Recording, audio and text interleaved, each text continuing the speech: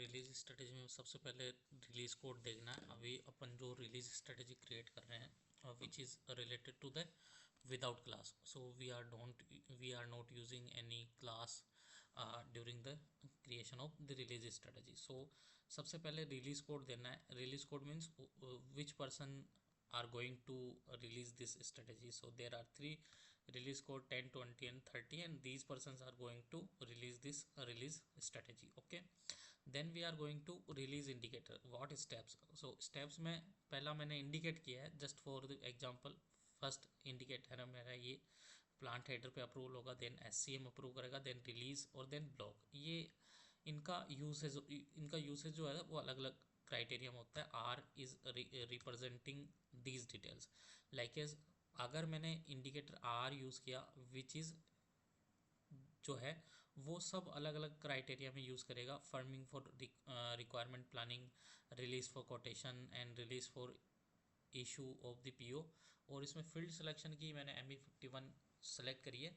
Then after मैंने change, अगर कोई रिलीज स्ट्रेटेजी में चेंज होता है तो मैंने उसके ऊपर फंक्शनलिटी एप्लीकेबल करी है। और वो फंक्शनलिटी जो मैंने एप्लीकेबल करी है वो क्या करी है, changeable new release in case of new strategy और वैल्यू चेंज। मीन्स क्या है कि अगर मान लो मेरी रिलीज स्ट्रेटेजी मैंने कर दी और देन आफ्टर मान लो मैंने कोई चेंज किया उसके अंदर, तो वो चेंज जैसे ही हो तो मेरी रिलीज स्ट्रेटेजी फिर से जो है वो जो ट्रिगर हुई थी वो ट्रिगर ना होके एकदम फिर इनिशियल स्टेप में आ जाए। तो इनिशियल स्टेप में मेरे को उसको लाने के लिए, मतलब कोई भी यूज़र पीछे से बैक एंड में कोई चेंजेस कर देता है तो रिलीज स्ट्रेटेजी क्या होती है वैसी की वैसी रहती है। तो उसको कैसे रेस्ट्रिक्ट किया जाए कि यूज़र जैसे ही कहीं चेंज करे, चेंज करते ही मेरा जो डेटा है वो डेटा फिर से यूज़र को बोले कि yes again you need to release me. तो दोबारा से उस डॉक्यूमेंट को रिलीज़ करना है, दोबारा से मटेरियल कोड को रिलीज़ करना है, तो मैं यहाँ पे ये फंक्शनलिटी यूज़ करूँगा। 10 यहाँ परसेंटेज है कि जो मेरी परचेज रिक्विजिशन की वैल्यू होगी उसका 10% तक अगर मैं कोई वैल्यू चेंज करता हूँ तो कोई रिलीज स्ट्रेटेजी दोबारा से रीट्रिगर नहीं होगी।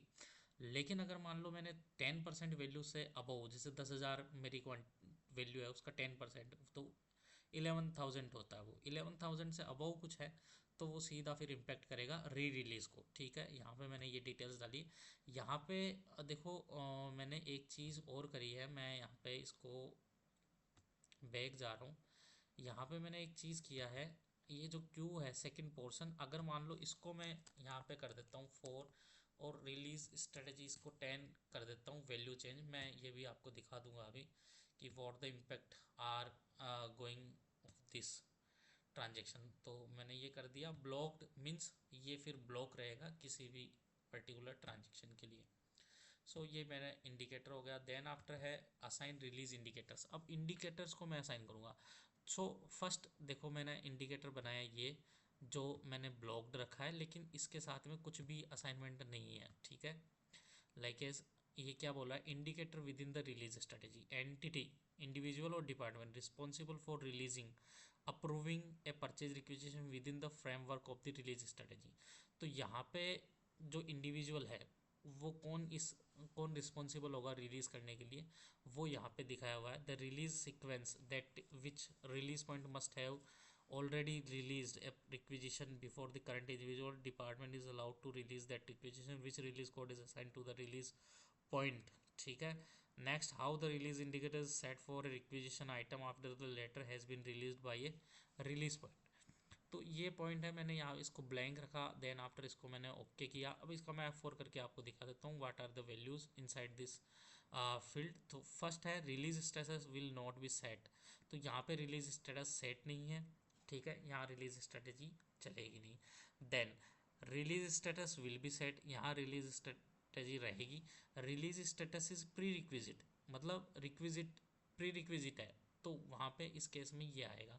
मैं इसको कोई चेंजेस करूँगा नहीं। इसमें वैसे कोई ज़्यादा होता कुछ नहीं है, बस आपको इसी तरीके से इसी फॉर्मेट में आपको अपना रिलीज स्ट्रेटेजी सेट करना होता है। फिर देन है रिलीज पॉइंट्स। अब रिलीज पॉइंट जो मैंने असाइन किए हैं वो इस तरीके से। ठीक है। तो ये फर्स्ट रिलीज पॉइंट है मेरा, इसका भी मैं आपको स्टेटस दिखा देता हूँ कि किस किस तरीके से ये रिलीज होगा। So first is release status will be set x, अगर मैंने यूज़ किया। रिलीज स्ट्रेटजी प्री रिक्विजिट है इन दोनों के लिए, ठीक है। तो यहाँ पे देखो, अगर मान लो मेरा 10 से पहले कोई और कोड होता, रिलीज कोड होता, तो अगर मान लो मैं उसको ब्लैंक छोड़ के करता तो फिर वो ब्लैंक रहता, ठीक है। तो यहाँ पे इसका कोई इम्पैक्ट इतना आएगा नहीं, ये इसी फॉर्मेट में होगा। मैं इसको सेव कर देता हूँ। बैक गया, मैं बैक जाने के बाद मैं determination of release strategy, release strategy जब मैं डिटरमाइन करने गया तो हेयर आई सेलेक्ट, यहाँ पे कुछ स्पेसिफिक फील्ड्स हैं, अकाउंट असाइनमेंट कैटेगरी, और then after material group, then after plan, then after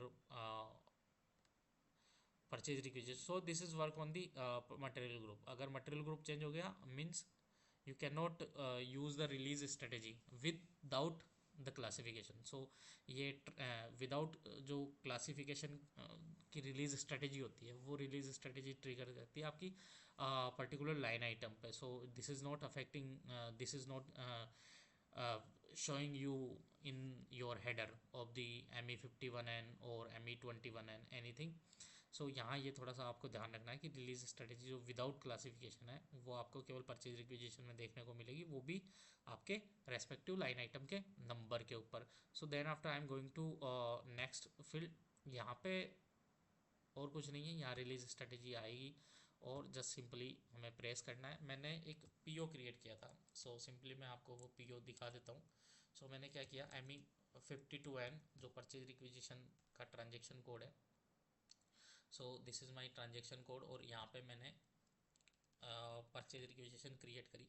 so friends, जब भी आप रिक्विजिशन क्रिएट करोगे, सो अगर रिलीज स्ट्रेटेजी है उसमें अवेलेबल, सो मैंने कहा कि अगर आपकी विद स्टोरेज विद क्लासेस हैं, अगर रिलीज स्ट्रेटेजी आपने विद क्लासिफिकेशन ट्रिगर करी है तो वो यहाँ हेडर पे शो करेगी। अगर आपने विदाउट क्लासिफिकेशन शो करी है तो वो रिलीज स्ट्रेटेजी आपको यहाँ पे शो करेगी। सिंपली देखो, यहाँ पे रिलीज स्ट्रेटेजी शो होती है जैसे आपने परचेज ऑर्डर बनाया, आपने उसको चेक किया या आपने उसको डिस्प्ले और चेंज मोड में किया, तुरंत आपकी रिलीज स्ट्रेटेजी विजिबल हो जाएगी। ये अगर विजिबल नहीं होती ME52N या ME51N में, तो समझ लीजिए कि आपकी रिलीज स्ट्रेटेजी प्रॉपर तरीके से ट्रिगर नहीं हुई है, चाहे वो हेडर लेवल पे हो, चाहे वो मटेरियल कोड लेवल पे हो।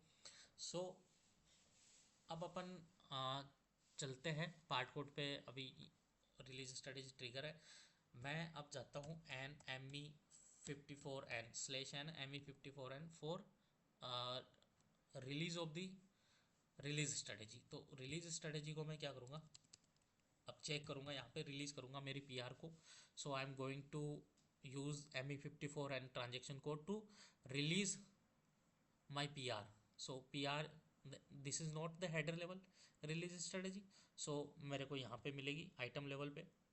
आइटम लेवल पे फर्स्ट पार्ट है मेरा, मैंने इसको रिलीज़ किया। सो देखो, रिलीज़ करने के बाद में ये रिलीज़ हो गया, ठीक है। सेकंड रिलीज़ मैंने इसको किया, सेकंड पर्सन पे रिलीज़ हो गया। अब मैं इसको अगर चेंज करना चाहूँ, आई कैन ईजिली उसको प्री इनिशियल स्टेप में ला सकता हूँ। This is the initial step. So initial step में ये फिर से आ सकती है। तो मैंने इसको चेंज किया, मैंने फिर यहाँ इसको चेंज किया, सो दिस इज़ चेंज। अब मैं इसको सेव करता हूँ यहाँ पे, ठीक है। सपोज दैट मैं यहाँ पे इस क्वांटिटी को चेंज करूँगा, द वैल्यू को चेंज करूँगा, ठीक है। क्वांटिटी और value I am going to change. So मैं यहाँ पे सेव कर देता हूँ इसको, और अब देखो इसको मैं आपको विजिबल करा देता हूँ क्या इम्पैक्ट है। अभी फ़िलहाल इम्पैक्ट है कि दोनों जगह पे ये रिलीज इफेक्टेड हो चुकी है, ठीक है। आप अगर चाहो तो इसको चेंज कर सकते हो। दिस इज़ नाउ, ये अब वापस से कैंसिल हो सकती है आपकी। सो ये कैंसिल हो गई, this is also cancel. So cancel आप कर सकते हो। सो मैंने यहाँ पे इसको ये फिर से इसको रिलीज़ कर दिया है, मैंने सेव किया, ठीक है। सो मैंने सेव कर दिया। Now I am going to change again the purchase requisition। so I am using the transaction code ME52N। so this is my transaction code and I am using the PR number। so this is my purchase requisition number। there is the quantity, the quantity is 110। now I am going to change this quantity 111, oh sorry, 1100। so this is my quantity, and the now the release strategy is comes in the initial steps. So initial stage में आ गई। अगर मान लो कोई person जो है वो release strategy को change करता है, मेरी रिलीज स्ट्रेटेजी को चेंज सॉरी रिलीज किसी पीआर के अंदर कोई फिर से जाके चेंजेस करता है ME52N में, सो उस केस में रिलीज स्ट्रेटेजी जो है वो इनिशियली जो थी मेरी वैसी की वैसी हो जाएगी। मतलब फिर से आपको उस मटेरियल को फिर से आपको रिलीज करना पड़ेगा। तो ये थोड़ा सा आपको ध्यान रखना है। तो इससे क्या होता है कि इससे बिजनेस पे इम्पेक्ट क्या आता है वो मैं आपको बता देता हूँ। क्योंकि रिलीज स्ट्रेटेजी हम क्यों बनाते हैं, ताकि हम कोई अनअदराइज्ड परचेज रिक्विजिशन को क्रिएट ना कर पाए परचेज ऑर्डर में, ताकि हमारे पास में एडिशनल इन्वेंट्री या कोई एडिशनल स्टॉक वगैरह जो है हमारे स्टोर में ना बढ़ा रहे, या ना वो उसकी प्रोक्योरमेंट हो। तो उस प्रोक्योरमेंट को रोकने के लिए हम पीआर बनाते हैं, ताकि पीआर में सारी चीज़ें पहले पता चल जाएगी भाई हाँ हमें ये चीज़ें मंगानी। लेकिन उसके बाद में भी उसको थोड़ा सा इन्हेंसमेंट कर दिया जाता है कि भाई हम इस पीआर को रिलीज़ करवाएंगे, कि एक्चुअल में हमारा जो मैनेजर है या हमारा जो सीनियर पर्सन है वो ये चेक करेगा कि this is the requirement, actual requirement और नॉट, कि भाई 1100 क्वांटिटी हमने डाली कि 1100 क्वांटिटी रिक्वायर्ड है या नहीं है। हमने जो भी मन में है वो क्वांटिटी डाल दी। तो ये सारी चीज़ें जो है वो फिर मैनेजर या हायर अथॉरिटी चेक करती है। उनको लगता है कि नहीं this is unfair, this is unfair quantity, so we need to change the quantity, we need to change the price, और we need to change any other documents. So in that case हम उस PR को क्या कर सकते हैं, change कर सकते हैं। तो जब तक वो पीआर रिलीज नहीं होती, this can not be convert into the purchase order, and after the purchase order we can not process the goods receipt. So यहाँ पे हम एक लिमिट सेट कर सकते हैं कि भाई हाँ मेरे को पीआर जो है वो मेरी रिलीज होगी, देन आफ्टर फिर उसको क्या होता है कि पीओ में कन्वर्ट होता है, फिर हमारा जीआरएन को होता है। अब सम टाइम क्या करते हैं, कुछ यूजर्स होते हैं जो क्या करते हैं, रिलीज्ड पीआर होती है अपनी, तो रिलीज्ड पीआर को वो लोग क्या करते हैं, फिर से उसमें कोई चेंजेस कर देते हैं, फिर से उसकी क्वांटिटी बदल दी या कुछ भी बदल दिया।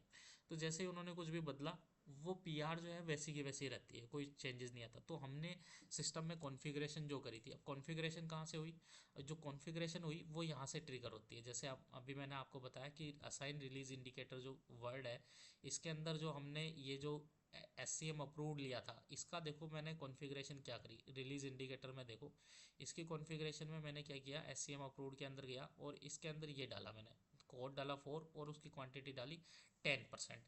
तो अगर मान लो उस पीआर की जो वैल्यू होगी उसका 10% जो है वो अगर उससे बढ़ता है तो ही वो चेंज करेगा। तो मैं आपको ये चीज़ भी दिखा देता हूँ। ME52N अगेन देखो अभी रिलीज स्ट्रेटेजी क्या बता रही है, मैं आपको शेयर करता हूँ। So this is my document number, PR document number, release studies showing me as release from this level, from this level. So मैं यहाँ पे वैल्यूएशन पे जाता हूँ, टोटल वैल्यूएशन में चेक करता हूँ, 1,10,000 है, 1,10,000 का 10%।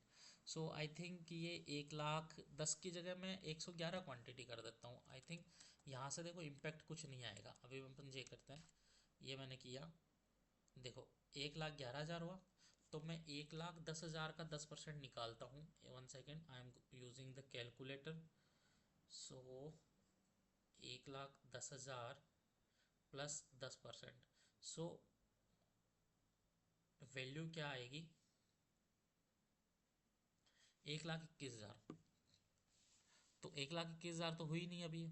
तो रिलीज स्ट्रेटजी क्या इम्पैक्ट करी मेरी, देखो नहीं करी। यहाँ पे रिलीज स्ट्रेटजी मेरी इम्पैक्ट नहीं करी। वाई, बिकॉज मैंने उसको यहाँ पे बता दिया कि भाई तू तभी हिट करेगा जब मैं या कोई पर्सन जो है वो यहाँ आके इस परसेंट पे, मतलब जो भी वैल्यू होगी उस वैल्यू का 10% अगर वैल्यू है तो उस वैल्यू को अगर इंक्रीमेंट कर देता है तो ही वहाँ पे ट्रिगर हो। तो ये ट्रिगर कैसे होती है, जैसे मान लो 1,21,000 अपने को करना है इसको। सो 21,000 करने के लिए मैं यहाँ पे वैल्यूएशन इसकी प्राइस जो है 100 रुपीज़ होगी, 1,000 रुपीज़ है। सो मैं यहाँ पे इसको 121 कर देता हूँ, तो वैल्यू हो गई 1,21,000। 1,21,000 तक कुछ भी इम्पैक्ट नहीं आया। अब मैं इसको करूँगा 1,22,000, सो 122 हो गई। और जैसे ही मैंने 122 करी, वैल्यूएशन मेरी हो गई 1,22,000, और वैसे ही मेरी रिलीज स्ट्रेटेजी जो है वो यहाँ पे आपको फिर से येलो में शो करने लग गई। अब मैं इसको फिर से आपको चेक करके दिखा देता हूँ। इसको मैंने सेव किया, अपन ME54N में थे, मैं यहाँ पे /n करके ME54N फिर से आपके लिए रन कर देता हूँ। So this is my ME54N transaction code. और मैं इसमें क्या करूँगा कि change the document number. So this is my PR document number. Now I am going to check the release strategy. So this is my release strategy. I release it on first level, this is on second level and this is on third level. So ये मेरी release strategy जो है वो release strategy जो है वो proper तरीके से ट्रिगर हुई, प्रॉपर तरीके से मैंने उस पर वर्क किया और प्रॉपर तरीके से मेरा डॉक्यूमेंट जो है वो रिलीज हो गया। देन आफ्टर मैंने इसको सेव किया। नाउ अगर मान लो मैं अब जाके इसका PR बनाऊँ, PO बनाऊँ, so I can easily convert, I can easily create the purchase order also. Okay, so मैं यहाँ पे ZNC लेता हूँ, सप्लाई डाल देता हूँ 1003 और 1004,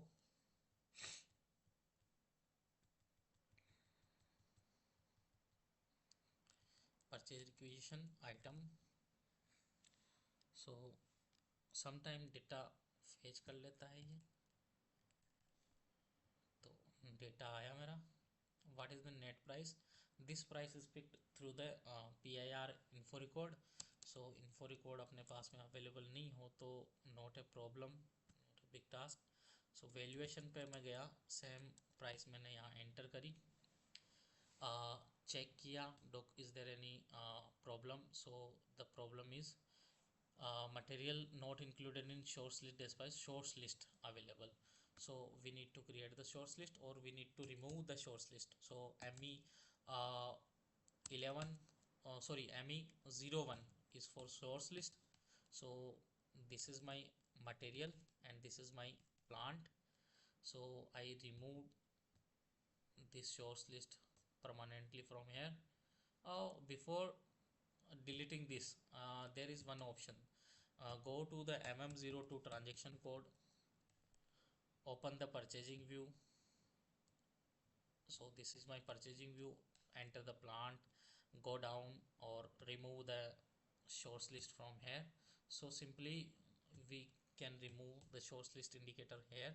So no need to remove the entire source list. Okay, so ZNC is my material type, document type, and these details I have entered. I am again entered the requisition number. So this is my requisition, this is my line item number. So enter the purchasing organization. I'm entering the PO quantity, net price will be 1000. Now I'm checking the values, this is okay. Now save this document, document is saved. PO पे मैंने कोई release strategy trigger नहीं करी है, so I don't trigger any release strategy on purchase order. So now MIZO Migo, so I am doing the goods receipt. So goods receipt through the purchase order. So purchase order मैंने यहाँ enter किया, this is the goods receipt moment type. So ये note down करना। Sometime क्या होता है कि बहुत प्रॉब्लम हो जाती है कि 1002 हो जाता है या कुछ भी मोमेंट टाइप्स यहाँ इंडिकेट हो जाती है, स्पेशल इंडिकेटर भी यहाँ पे एप्लीकेबल हो जाता है, तो वो हमें रिमूव करना है, वो थोड़ा सा ध्यान रखना है, एंटर प्रेस करना है। So details are automatically fill up here. Okay, I need to mention the delivery note here. So this is my delivery note, bill of lading, and this is my header text. So click on the item. Okay, click on the quantity field. Now I am going to use only 22 kg. So 22 kg I am going to so this check that I am going to do the GRN of 22 kg. So this is the GRN of 22 kg. This is for the stock determination. So this is checked my batch or create the batch. I copy this. Okay, so where 101 and who is the goods recipient? It is me. Purchase order. So where means where is the stock, what is the stock type. If you use the unrestricted use, if you use it for quality inspection, if you use for blocked stock, then you can select these indicators. If you are using the stock for unrestricted use, then you need to select this. Okay, sometimes this is very useful tab, the stock type, whenever you are going to reverse the document. Okay, specifically related to the quality inspection, so this is very useful at that time. So you can mention the tax here. Purchase order data, so we have purchase order data already comes from the purchase order.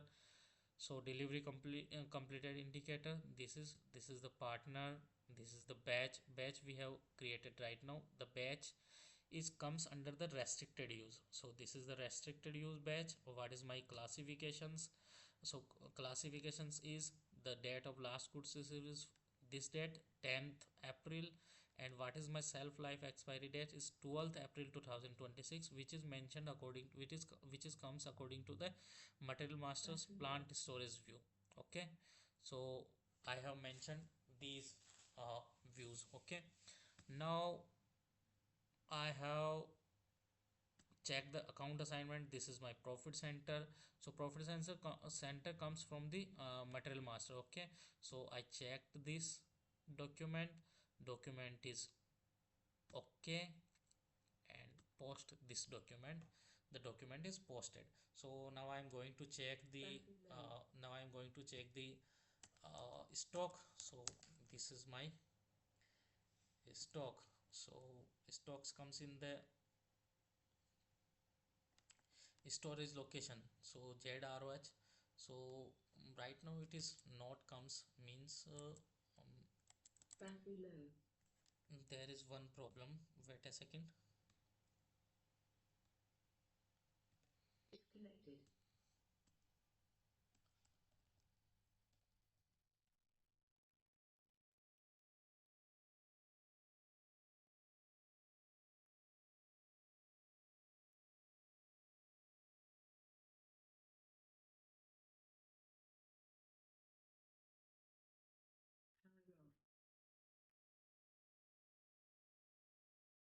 So the batch is unrestricted use. So how can we check the unrestricted stock? So I am going to use the MMBE transaction code. So this is my material, this is my storage location, but the batch is unrestricted use. So I am going to use some parameters here, like as also select special stock. So press F8. So one second, I think stock this. Okay, so special stock indicator. Okay, so I am going to check the display version here. So click on the F4 button. F4 button means यहाँ पे सारी details आएगी आपकी. So all stock types, if I am using this, or if I am using the batches with status. Okay, so first I am going to click on the 00 version. So this is my 00 version, there is nothing in it. Okay, now I am checked the according to the batches with status. So this is my batch last time created, this is the batch, and the value is 1022. So ये हमारा जो last transaction किया था उस transaction code के through values हमारी generate होके आई. There are several movements happen. So how can we check the movements? So this is my movements. So the first movement is 1000 kg, which is comes on 2nd April, and the second is comes on 10th April. So these two transactions are happened for this. How can we change the batch from restricted to unrestricted? Go to the MSC2N. This is the transaction code.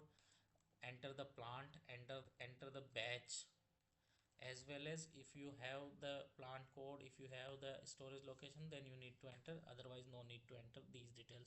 So there is one button, and restricted and unrestricted. This is comes through the SPRO configuration of batch management.